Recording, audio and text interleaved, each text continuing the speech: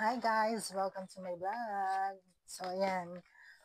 Ito yung request ni Sir Oliver Taginod. Ayan. Kasi, medyo late kasi gawa ng busy ako baby. Siyempre, priority ko anak ko.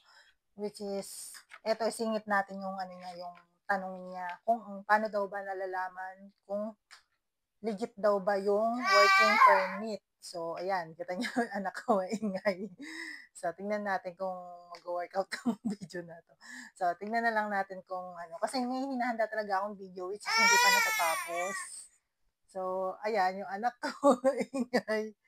So, ito yung klase ng working permit. Ito yung working permit ko dati kong agency na nag-work pa ako. So, ayan.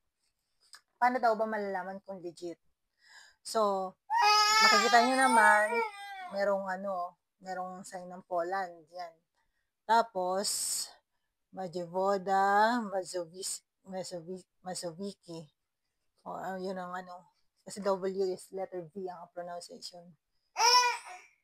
Then, eto yung date kung kailan in-issue sa'yo yung working permit. Ito yung date sa taas. Tapos, naka-indicate din dyan kung ano yung serial number ng working permit mo. Ito, may serial number ng working permit mo. Ito yung serial number niyan. Tapos, naka-indicate din dito yung name ng agency. Andito yung name ng agency, which is hindi ko na mabanggitin kung anong agency to. And, naka-indicate dyan. Kasi naka-Polish language ito guys, pero pwede nyo i-translate yan into English para maintindihan nyo. So, ayan. Nakalagay din dyan kung kailan ka mag-i-start ng magtrabaho sa kanila, kung kailan ka ma-employed, naka-indicate din yan. Then, andito yung information ng agency, telephone number, at saka email address nakalagay din dito. Then, nakalagay din dito yung mga personal information mo, pangalan mo, kung ano yung citizenship mo, at saka yung birth date mo, nandito rin. So, nakalagay din dito minsan kung ano yung factory mo. Pero, characteristic senior. Ayun, minsan wala. Minsan hindi naka-indicate. Tapos, nakalagay din dito kung magkano yung basic salary mo. Ito, yung basic salary mo is naka-compute yun sa sa 1 month. Pero basic lang yung oras is 8 hours lang. Except overtime. Then, yung per hour mo, naka-indicate din kung magkano. Tapos, kung ilang yung oras yung working hours mo per month. Tapos, yun ang nakakompute sa basic mo.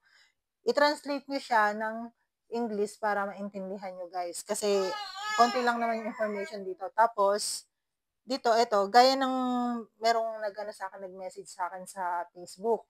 Paano daw malalaman kung kailan ma-expire yung working permit? So, ito guys, kasi may sinend sa kanya na working permit na wala naka-indicate na ganito sa baba. Nakalagay dyan sa baba kung kailan ma-expire yung working permit mo. Kung hanggang kailan ang validity niya. So, yun guys, i-check nyo maigi yun. Kasi sa kanya daw, in 3 years daw ang validity din ng working permit niya, which is, ang sinend sa kanya, putol. Wala itong nasa baba. Wala yan. Kaya, yan, kapag hindi niya yan sinend ng buo, ibig sabihin, hindi totoo yung sinasabi niya, guys. Kasi nakalagay yung validity ng working permit nyo. After nyan, kasi dapat 2 pages to. Yung 2 pages niya, binak to back na lang ng kopya para tipid siguro. Tapos,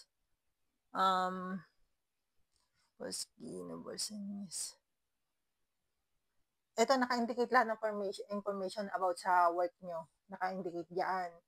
Basta i-translate nyo siya ng English, maintindihan nyo yan, guys. Kasi ako ganun lang ang ginagawa ko. Tapos, syempre, may pirma ng may-ari ng agency. Ayan, tsaka yung kung sino nag-issue sa'yo.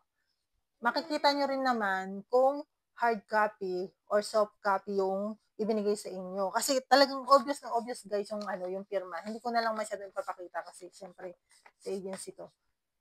So, ang importante kapag ganyan, i-check nyo sa Google kung legit ba yung agency. Legit. Usually kasi, minsan, ang problema, yung mga taong connected sa agency ang may problema kaya nagkakaroon tayo ng mga illegal na proseso. Kaya sikapin po natin mag-apply dun sa mga taong talaga nakakapagpaalis na. Kasi kapag hindi pa yan nakakapagpaalis guys, at ikaw pa lang yung una, ay, mahirap po yung ganon.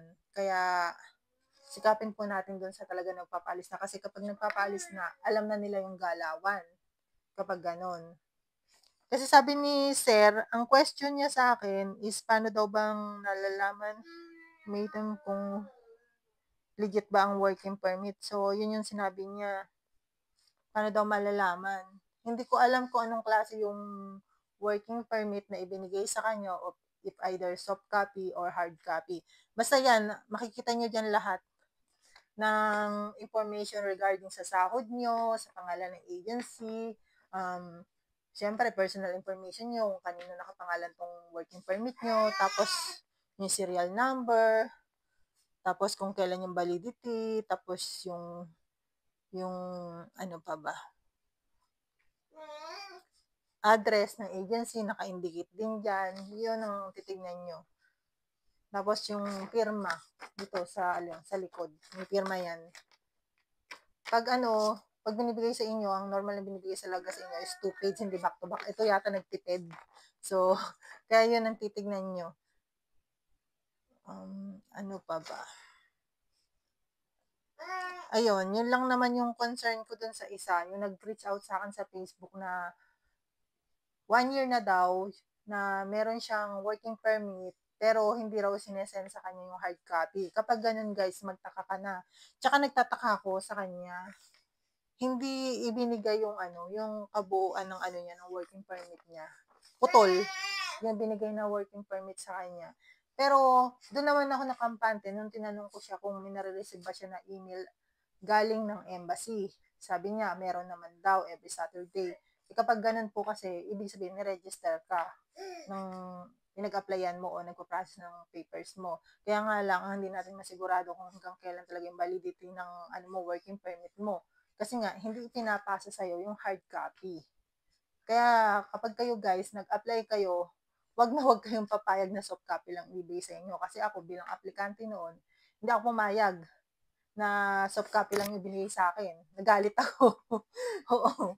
Medyo nagtaray ako doon sa nag-process sa akin. Kaya kayo, kapag medyo alanganin minsan yung nagpo-process nyo, kailangan magsalita din kayo ng naayon sa gusto nyo. Pero in a nice way naman, wag naman yung bastusan. Masasabihin nyo, ma'am, hindi po pwede itong soft copy. Kailangan ko po yung hard copy. Especially kasi kapag magbibisa appearance ka, kailangan ibigay mo na talaga yung hard copy. Gaya ako, ang binigay ko, nung nag-apply ako sa Taiwan, which is okay lang din naman ng soft copy. Kaya nga lang, napaka-ubos oras kasi nag-visa appearance ka, tapos ipaprocess na yung visa mo, tapos i-hold pa nila kasi nga, kailangan nilang hintayin yung hard copy mo. Kaya kapag kayo nag-visa appearance kayo, sikapin nyo na hard copy lahat, ang daling nyo. Kasi nga, hindi naman nila ipaprocess yan eh. I-hold muna nila yan. Gaya ako, nakita ko kung paano nila na-hold yung documents ko nung nasa embassy. Itinabi lang nila sa gilid yung dokumento ko nung hindi ko pa binibigay yung hard copy ko.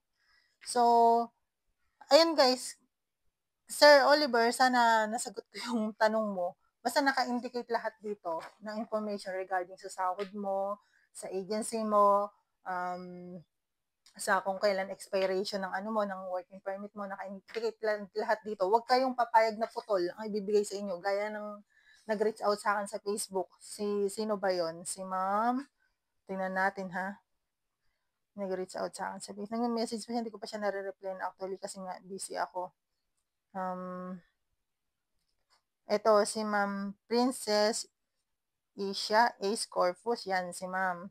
Yan, siya yung nag-reach out sa akin. Pero, tingnan na lang din natin kasi nakaka-receive naman siya ng email. Kaya nga lang talaga, mas maiging agapan din natin, alam din natin dapat yung expiration ng working permit natin kung hanggang kailan para in case na ma-expired na, hindi natin alam, 1 year lang pala yung issue sa kanya. Tapos, ang alam niya 3 years. So, nag-expect siya. So, kailangan alamin din natin yun sa mga nag-process sa atin. So, ayun lang guys. Basta, ang advice ko lang, mag-apply tayo sa talaga nakakapagpaalis na. Tsaka, advice ko din doon sa mga nag apply na, gaya ko, galing ako ng agent. Kapag kayo nag-apply kayo ng agent, follow the instruction. Kasi nga, alam naman nila yung ginagawa nila. Gaya kasi na may mga case na empleyado sa Taiwan na hindi na nga sila makakuha ng islat ng visa for Poland. So, kailangan silang i-transfer ng Czech Republic. So, yung ibang aplikante, ayaw, sumunod. Wala naman magagawa yung nagpa-project sa kanila kung wala na makuha visa. Much better na kuhanin na kahit Czech Republic kasi Europe din naman yon. So, makakapasok ka pa rin ng Poland kung gusto mo. So, kesa naman wala, di ba? So, yun lang guys. Thank you for watching. Bye!